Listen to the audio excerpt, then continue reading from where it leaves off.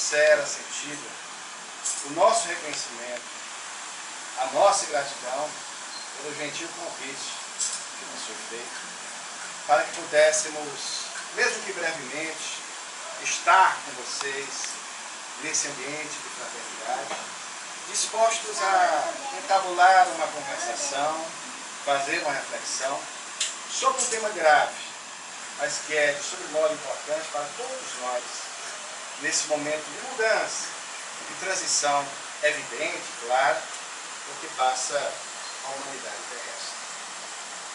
Todos nós podemos constatar essa mudança global, essa transição porque passa a humanidade terrestre.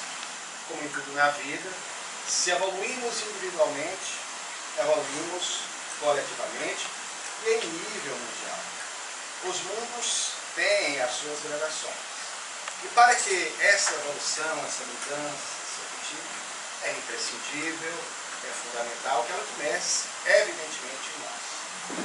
Todo e qualquer tema que nós venhamos a analisar, eu vou aproveitar o mote inspirado do meu querido amigo e irmão Tarcísio, na abertura, na apresentação e sobretudo na sua prece, tem a ver exatamente com as palavras que ele insistiu em repetir: afeto, ternura, respeito, caridade, ensino, o amor.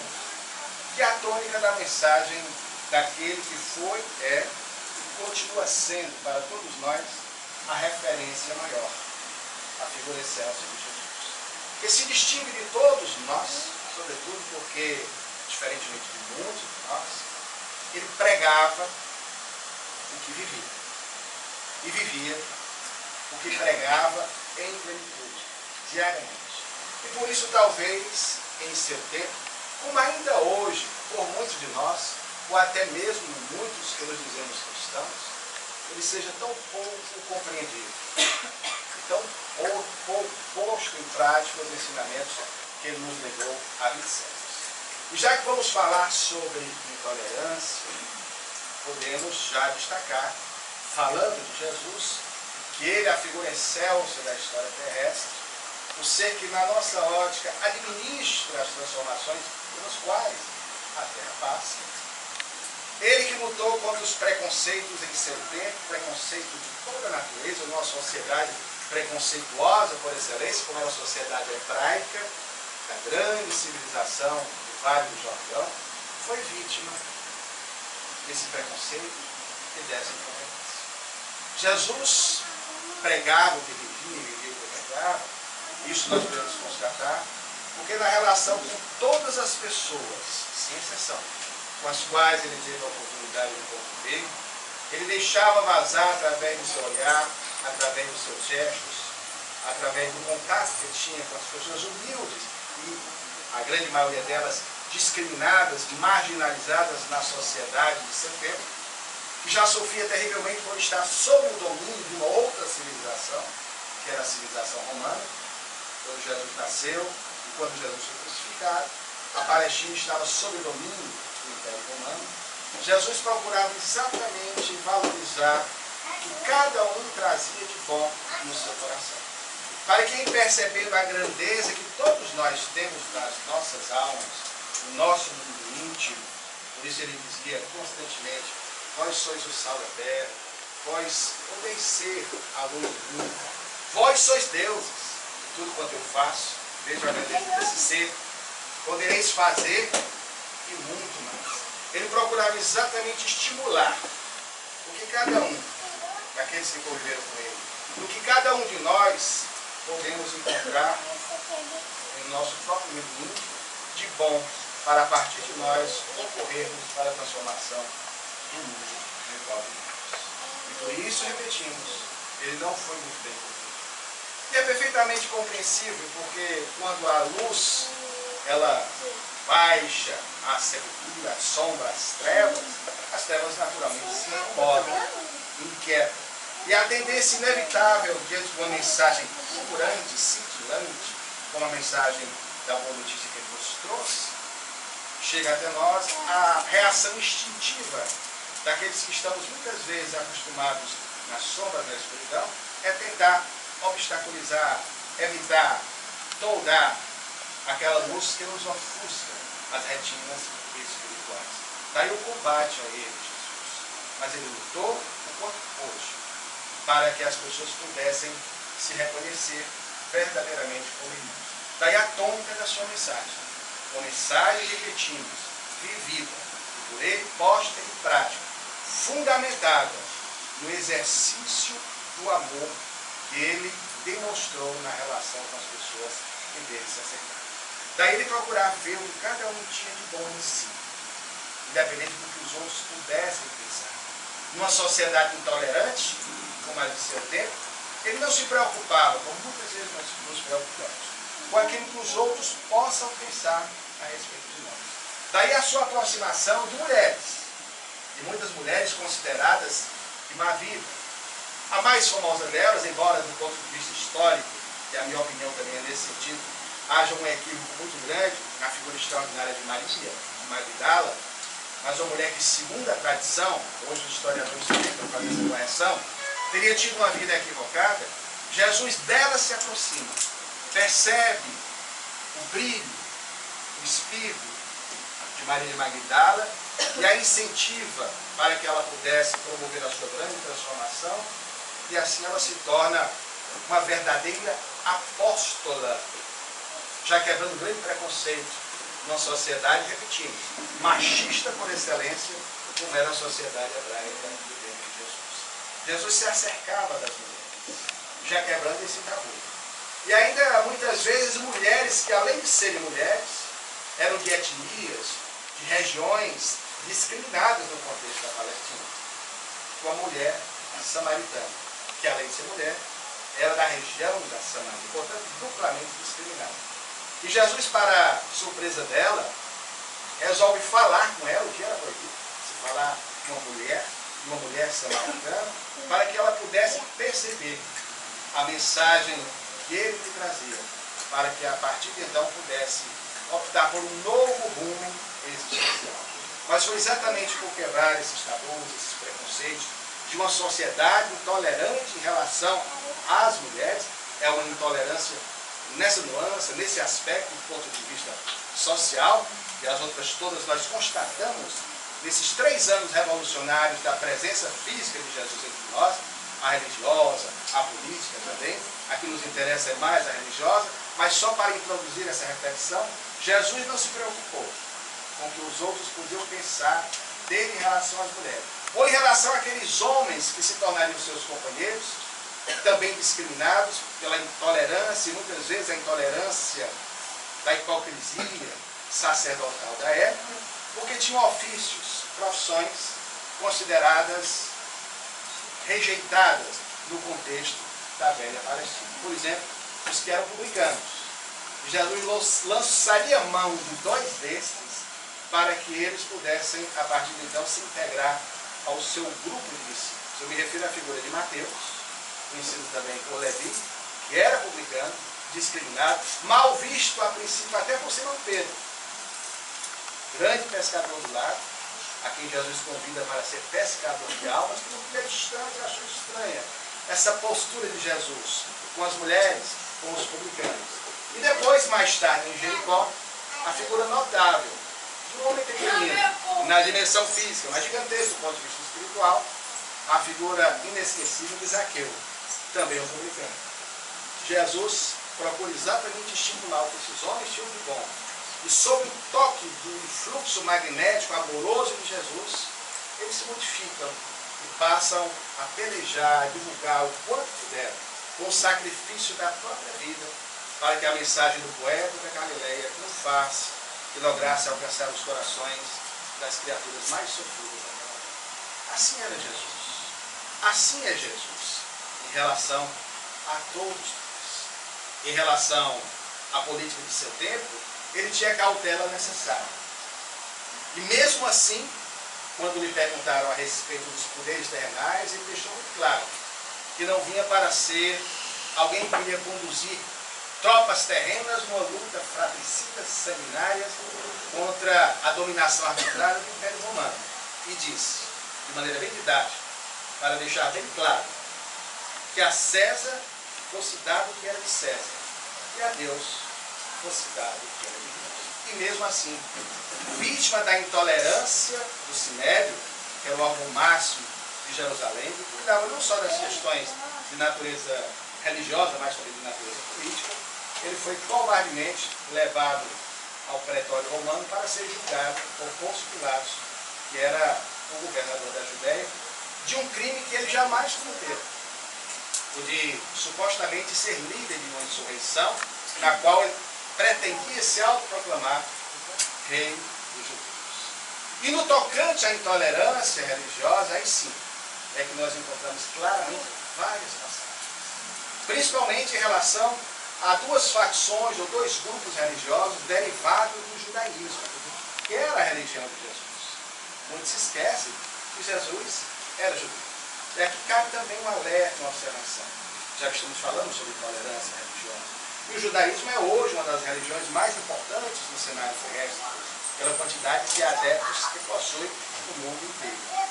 Em grande parte, muitas vezes nós encontramos, em razão das distorções das interpretações, sobretudo ao longo de um período triste da história da humanidade, onde a intolerância religiosa assolou de maneira terrível, através da imposição de uma igreja institucionalizada que queimava pessoas vivas, o terrível e famigerado Tribunal do Santo Ofício e da Santa Inquisição. E se vocês não lerem algum livro, já devem ter assistido algum documentário ou algum programa de televisão que retrate esse período triste da nossa história. Jesus procurou, portanto, pontuar essas questões, fazer o alerta necessário para que nós assim não incorrêssemos nesses erros. Mas mesmo diante dos seus alvinos, dos seus convites constantes, nós tivemos ouvidos mortos e procuramos optar pelo caminho do preconceito.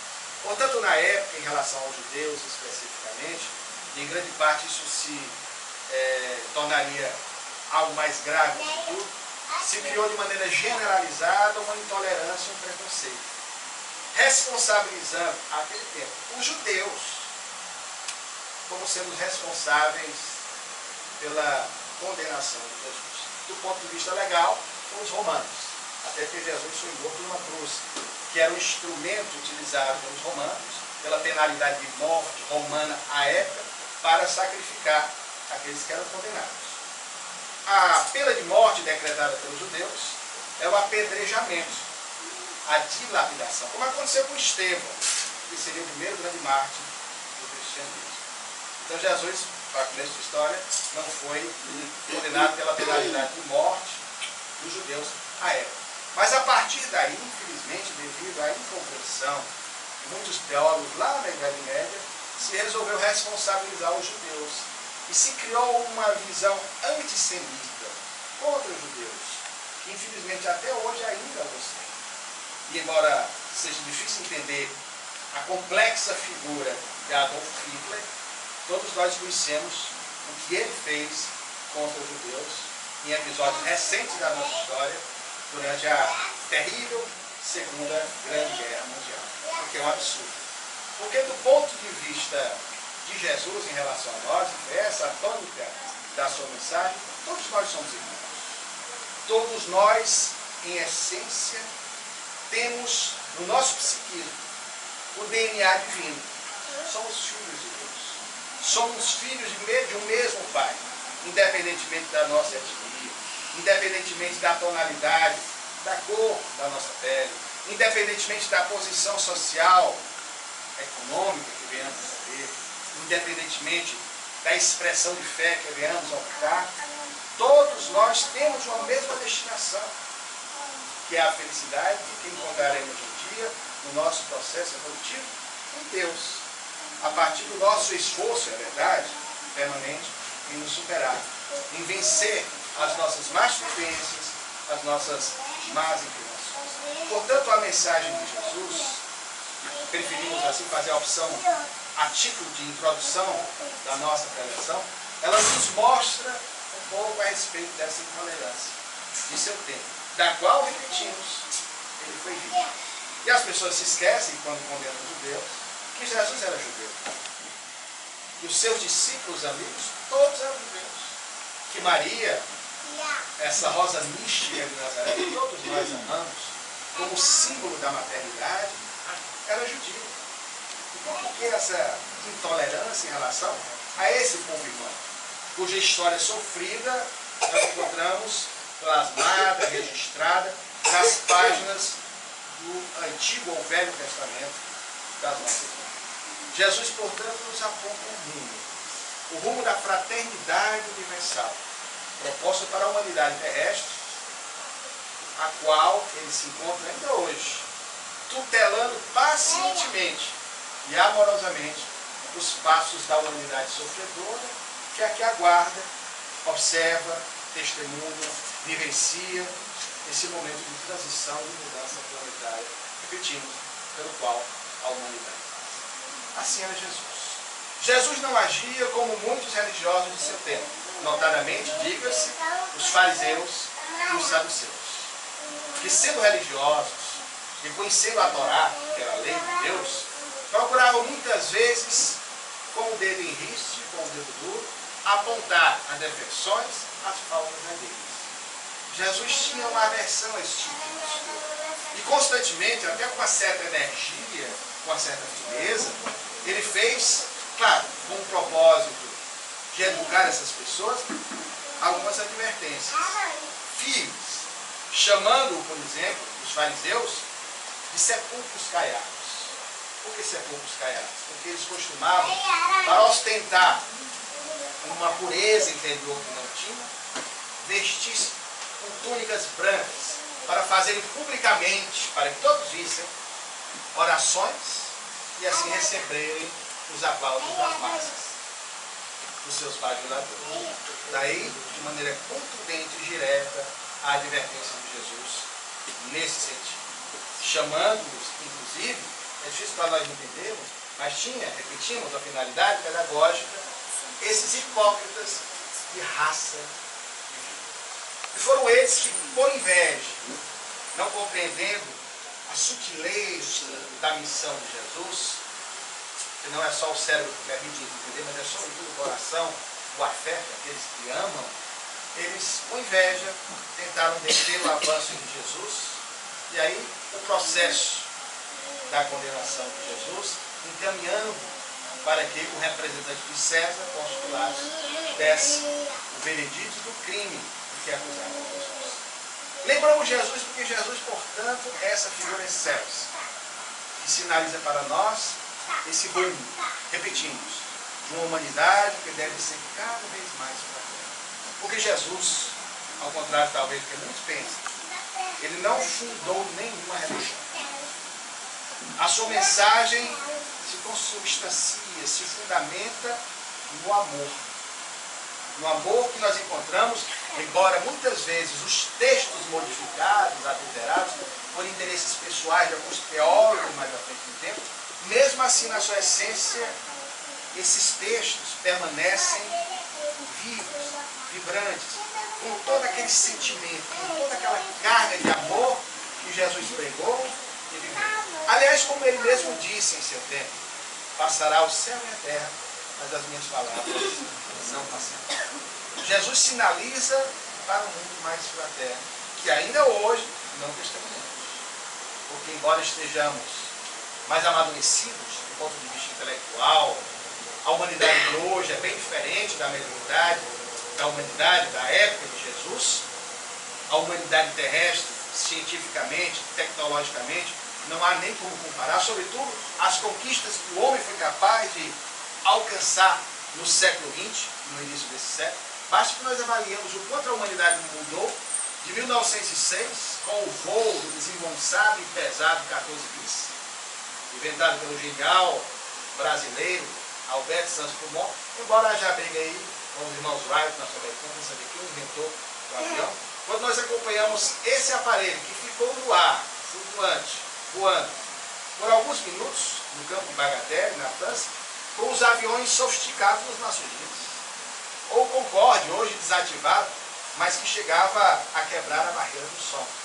Ou com as sondas espaciais, ainda não tripuladas, que nós enviamos pelo cosmos afora para tentar descobrir se existe vida fora da Terra. Enquanto muitas vezes nos descuidamos da viagem mais necessária, importante, imprescindível, que é não para fora, mas para dentro de nós mesmos. para sabermos de fato quem nós somos, como estamos. Quando nós acompanhamos as mudanças científicas e tecnológicas, nós vemos sim que a humanidade deu um salto extraordinário no seu processo evolutivo. Mas ainda há um descompasso, porque mesmo no limiar, no início de um novo século, que é o nosso, que é também o início do novo milênio, chamado, então propalado, terceiro milênio, um milênio que certamente será de muitas mudanças, mas não nos esqueçamos que às vezes nós somos meio ansiosos, sabe? Que um milênio, ele é constituído de 1, 2, 3, 4, 5, 6, 7, 8, 9, 10 séculos. Em 10 séculos, é um tempo suficiente para que nós possamos promover algumas mudanças importantes. Para que possamos assim, ter uma ideia de tempo do que é um milênio, bastaria nós lembrarmos o que aconteceu na humanidade do ano 1001, em plena Idade Média, quando terminou o primeiro milênio, início do segundo milênio, até o ano 2000. Quanto a humanidade mudou? Desde a época do pobrezinho de Assis, que todos nós amamos, São Francisco de Assis. Que, aliás, é uma frase que todos nós deveríamos constantemente mirar, refletir e aplicar em nossas vidas. Se as palavras convencem, são os exemplos que arrastam. Falar é fácil. Pregar a virtude, mais ainda. Basta, às vezes, ter uma técnica de oratório, um domínio, de fazer as pessoas até se comover. Mas viver aquilo que se prega é, como se diz o popular, são outros 500. É a dificuldade que tem.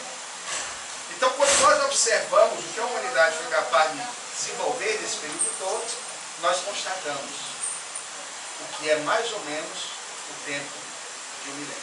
Então, nós temos um bom tempo pela frente, mas é necessário que nós achemos, porque ainda há, infelizmente, embora essas conquistas que mencionamos, muita intolerância, sobretudo o que é inadmissível no campo da fé.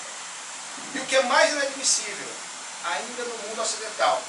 Porque no mundo oriental, que vive um contexto bem diferente do nosso, claro, com seus progressos, mas há religiões que são, como se diz, fundamentalistas, no entendimento, na leitura estreita, míope, equivocadas, que fazem dos preceitos.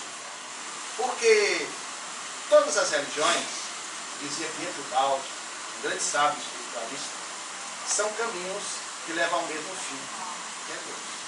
E todas as religiões, todas, sem exceção, incluindo o espiritismo, da qual eu faço parte, possui pessoas boas e más, honestas e desonestas, tolerantes e intolerantes.